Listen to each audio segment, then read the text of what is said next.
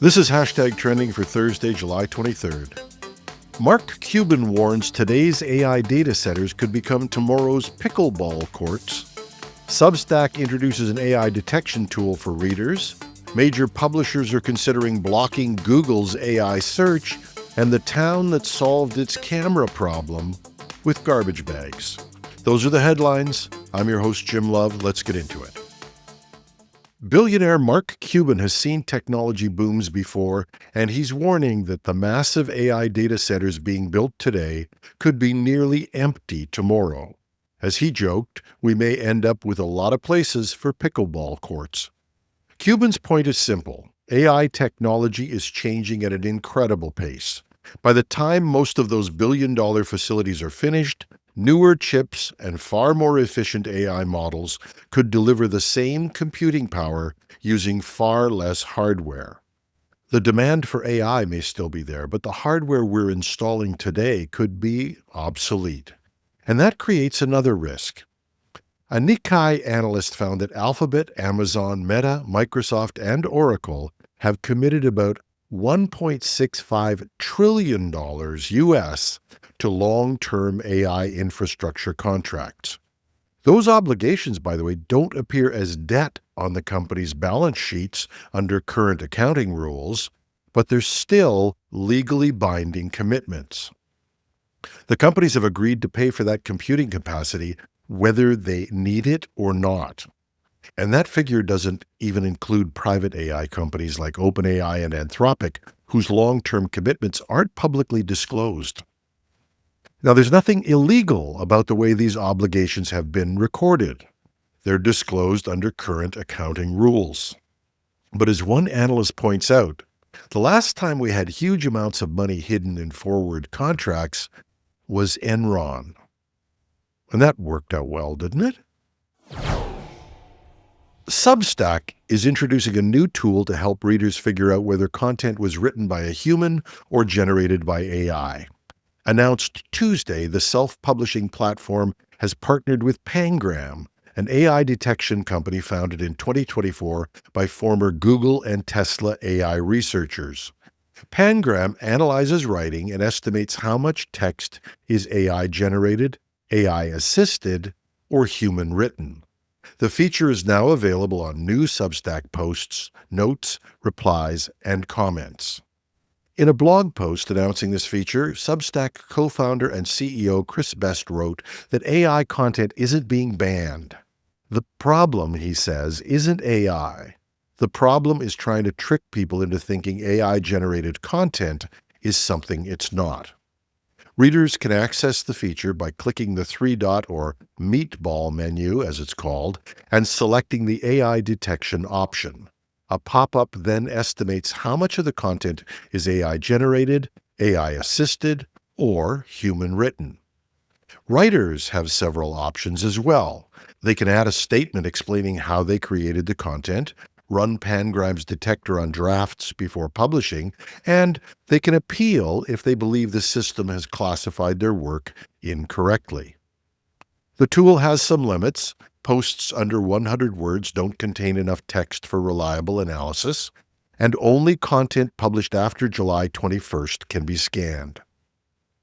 And what may prove to be the most controversial feature, writers can disable AI detection entirely on their own content. Readers will, however, know detection has been turned off, but they won't see an analysis. Substack says the goal isn't to ban AI-generated writing, but to give readers more information. Pangram has quickly become one of the better-known AI detection services, although questions remain about how reliable any AI detector can be. As The Atlantic recently reported, AI detection tools are getting better, but they still aren't good enough. Nonetheless, as I've said before, in a world where we're filling up with AI slop, it's a start. Some of the world's biggest publishers are considering an extraordinary move, blocking Google from using their content in AI search results. According to the Wall Street Journal, companies including Reddit, Reuters, Politico, The Economist, and Gannett, publisher of USA Today, are questioning whether Google's AI overviews are helping or hurting their businesses. The problem is this. Instead of sending readers to publishers' websites, Google's AI increasingly answers their questions directly in the search results with their AI summaries. That means fewer clicks, fewer readers, and less advertising revenue.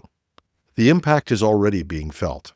Gannett says referrals from Google have fallen nearly 50% over the past year. Other publishers have reported even steeper declines.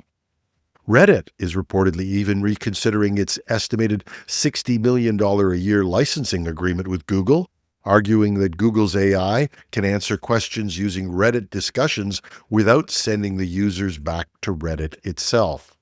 But publishers are facing a difficult choice.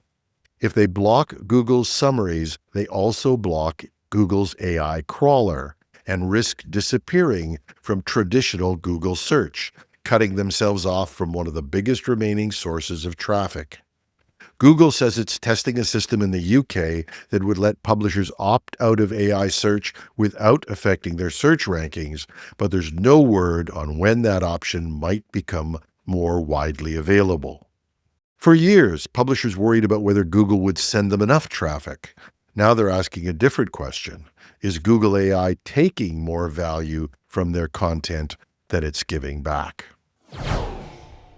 One of my favorite technology publications, 404 Media, has uncovered a rather unusual solution to a surveillance controversy. Flock Safety's automatic license plate reader cameras are used by thousands of police departments to help recover stolen vehicles, locate missing persons, and identify suspects. We've covered this, but we've also covered that they're increasingly controversial. Privacy advocates and some residents argue the cameras create a growing network of mass surveillance. They're raising concerns about how vehicle location data is collected, stored, shared, and sometimes used and abused.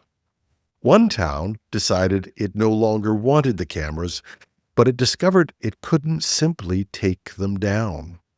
According to emails obtained by 404 Media, the contract with Flock prevented the municipality from removing the company's equipment even after they'd said they didn't want to renew their contract. So what do? After discussing the situation with a Flock representative who apparently had not encountered this situation before, a compromise emerged. They could cover the cameras with black plastic garbage bags until the equipment could eventually be removed. But even that didn't totally settle the issue. Residents who were asking whether the cameras were really disabled could see the black plastic bags covering them. Some asked whether they could still operate behind the bags, but largely the questions went away. It's a reminder that once surveillance technology has been installed, simply saying it's turned off isn't enough. Communities and inquiring minds want proof. And that's our show. Hey, if you like what we're doing, please share the show with others. Give us a like or a comment on your favorite podcast app or site. Those comments, those 5 stars, those ratings, they really do make a difference. And we love to hear from you. You can reach me at technewsday.ca or technewsday.com. Just go to the Contact Us page. And just a heads up that I'm off next week. We will have a show tomorrow and the weekend show with Project Synapse, but I'm taking a week off.